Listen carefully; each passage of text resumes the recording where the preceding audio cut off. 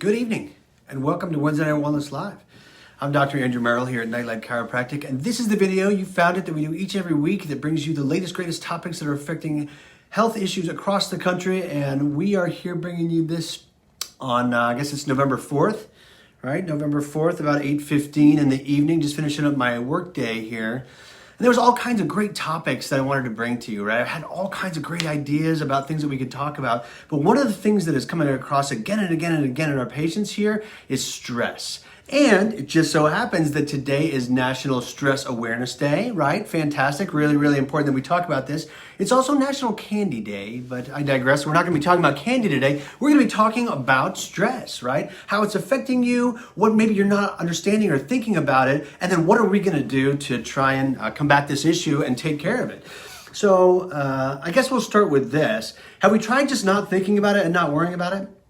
We've tried that. You've tried that. It just doesn't work, huh? So just saying, oh, get over it, it's gonna be okay, you're gonna wake up, your destiny is in your own hands, just go about your life. That's not working for anybody out there, right? You're still worried about kind of how America's going, how the world is going to be depending on this election, depending on a lot of things, not just the election. Well, that's what we're hearing again and again and again is that's not cutting it, right? So we're gonna need some better techniques to combat some of this daily stress that people are dealing with out there. And why? Right? So more importantly, why? Is there a negative effect to stress? And so we had to start today's conversation with a basic premise. And that premise is this. Stress, when it's too much for too long, severely impacts your health in a variety of different ways, right? There was a list I put together here. Headaches, muscle pain, insomnia, frequent viral infections. Kind of important in today's day and age, I think. Hypertension, obesity, acne, psoriasis, alopecia, which is hair loss, GERD, gastroesophageal reflux disease, gastritis. I mean, the list goes on and on and on, people. Stress affects pathology, stress affects health, and it's important that we understand that way up front.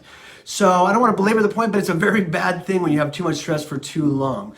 So the other thing that we need to understand is stress means different things to different people, right? What becomes stressful for one person is not stressful for the next. So it's not just across the board. We have to understand what stress is and manage it that way because some things are not stressful to some people and other things that wouldn't be stressful to those same people are stressful to other people. So what stress is and isn't is maybe up for debate just a little bit, but it's not to the point. It doesn't even matter. It's on the side because we're going to talk about how to manage stress for you, right? You, the viewer, right now thinking about your stress. We're thinking about ways to manage your stress. Okay, so I wanted to jump into it this way, and this is a little bit weird. I kind of put this together, I don't want to say haphazardly, but in a way that made sense to me and the way that I learned it, and so that's how I'm going to present it to you, right? So we're going to talk about structures in your brain first, and I bet you've never heard stress talked about it this way, but this is the way I want you to think about it. You've got two almond-sized areas of your brain called your amygdala. Right? Your amygdalae is the plural, but you got two of them, one on the right, one on the left. And what these little amygdala do is they interpret emotion in your brain, right? So the one on the right side is associated with negative emotions. Think fear, stress, anger, anxiety. The one on the left is more like feel-good amygdala and reward system amygdala, right? Not necessarily good or bad, but one on the right, bad guy, one on the left, good guy. And they're called amygdala because that relates to the Latin word for almond. So about the size and shape of an almond. And they are actually what's driving any kind of stress or anxiety that you're feeling, right? This is really important to understand is that all of this stress is being processed in these tiny little almond-shaped areas of your brain that work completely outside the scope of your forebrain, right? Your forebrain is trying to tell you to make logical decisions, to think positively, to change how you're thinking. This little almond-sized thing does not listen to any of that, right? This is an older part of your brain, this is a deeper part of your brain, and it doesn't even care what the front part of your brain is thinking or saying. It does have some connections there. It does. We'll talk about that here in just a second, but it does not have to comply with what you logically want to happen in regards to stress there. Okay, so you've got these two amygdalae. and they're communicating with all the other parts of your brain, right? So they're not operating in your conscious control, but these tiny little almond-shaped things are basically able to talk with your hypothalamus, which is going to increase your respirations, dilate your pupils, make your muscles real tight so that you're ready to fight a tiger or run away from a tiger. It communicates with your hippocampus, which is remembering old memories. And so it's one of the reasons why you can actually hear a creepy sound and you'll start to get goosebumps before you've even put together where that creepy sound is from or why it would have creeped you out, because this little amygdala area has different memory to it than your forebrain. So anyways, when you're thinking about the stress that you're feeling, when you start to feel stressed, I want you to think back to this video and think back to these little almond-shaped things in your head, because when we're doing some of these techniques that I'm going to talk about here in just a minute, it really helps understand this is your brain talking to you. And that's going to be the way that we set up mindfulness, which we're going to talk about in just a second.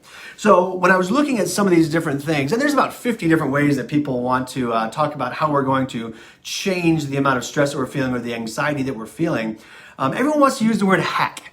Right? We're going to hack. We're going to hijack our own brains. Well, that's terrible. That's not what we want to do. This is like a clickbait buzzword that we don't even want to think about. We're not hijacking our own brains. We're actually using some of the tools that we already have available to us to kind of navigate our brainscape just a little bit so that we can make these little almond-sized things settle down a little bit, allow us to get back into a parasympathetic, relaxed state. Okay? So here's what we're going to do. These 4 things. So 50 things, maybe even more out there on what you can do to kind of break free of this amygdala control of how you're feeling and how you're doing.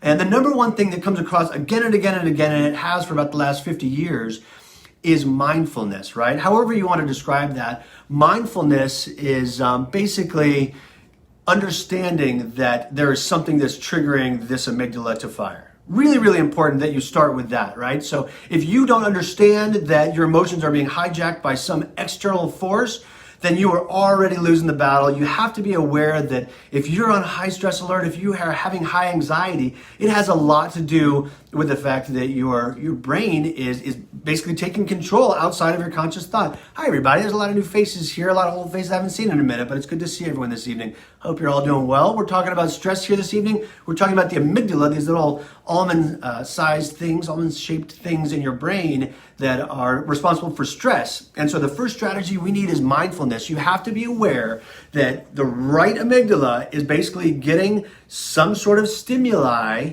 coming through that is making you on high alert, right? Your respiration is increased. You're perspiring a little bit. Maybe your muscles are a little bit too tight, right? Everyone complains about their upper traps being too tight when they've been stressed for too long.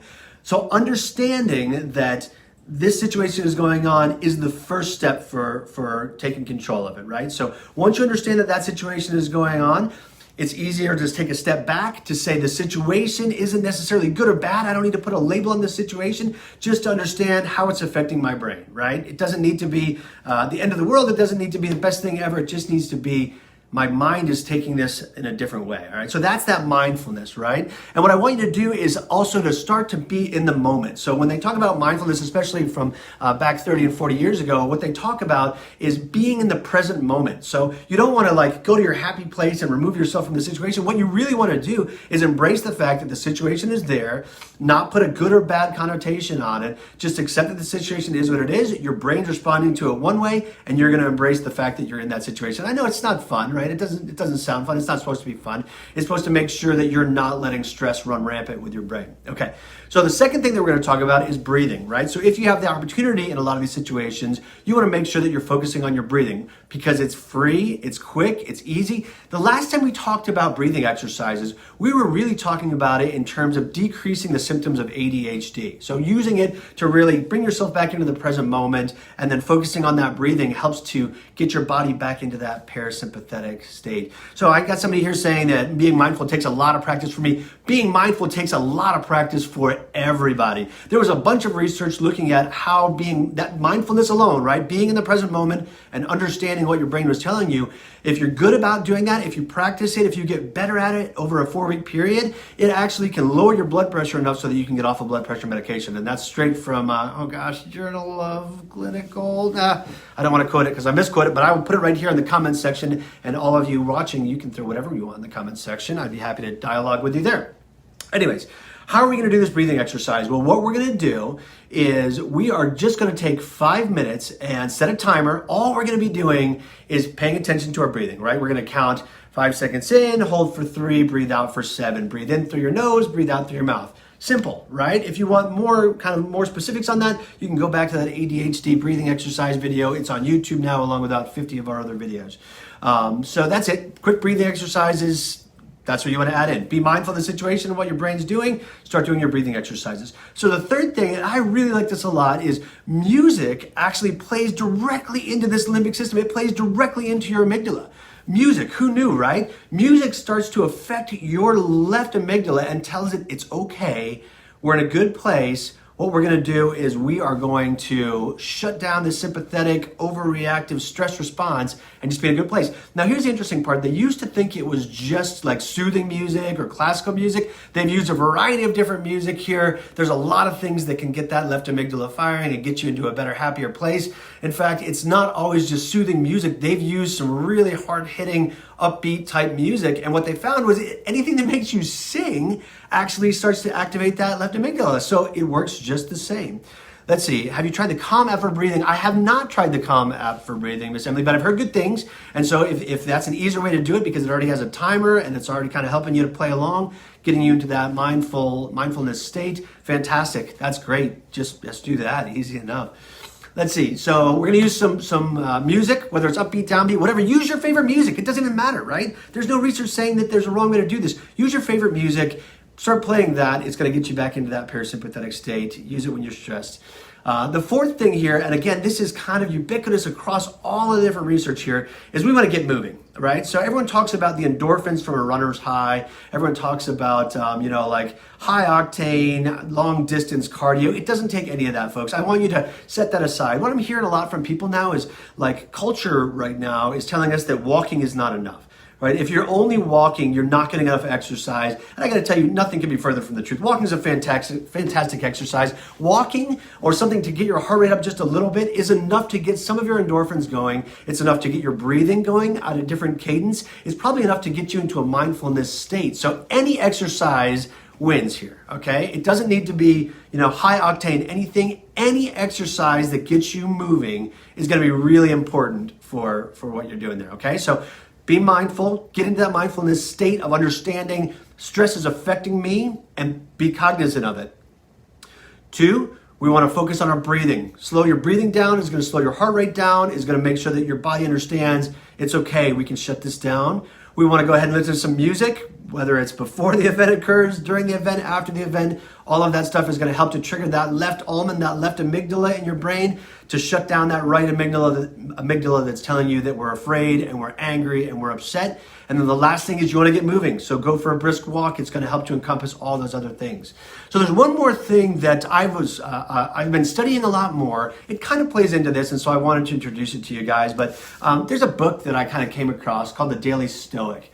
Right? And Stoicism is interesting because it touches on all of these different topics. A lot of people think that Stoicism is like not feeling any emotion or something like that. It's not really that. If you did a little homework on it, you'd understand that it's more about not putting connotation on an event, right? If you didn't have control over the event, then your control is gone. But if all you needed was control over your response to the event, suddenly you have control again, and it's much more important. So all of you that are out there watching the polls, watching the news right now, getting in a tizzy, you don't have control anymore. You either voted or you didn't vote, and the outcome is outside of your control right now. What's the sense of putting some good or bad connotation onto it because you have no control then? So this book right here, basically 365 days worth of reading. I keep it on my nightstand. I oftentimes will, kind of reference back to it or read that day's little blurb to kind of put me into that mindfulness state to help me shut it down when I need to go to sleep at night.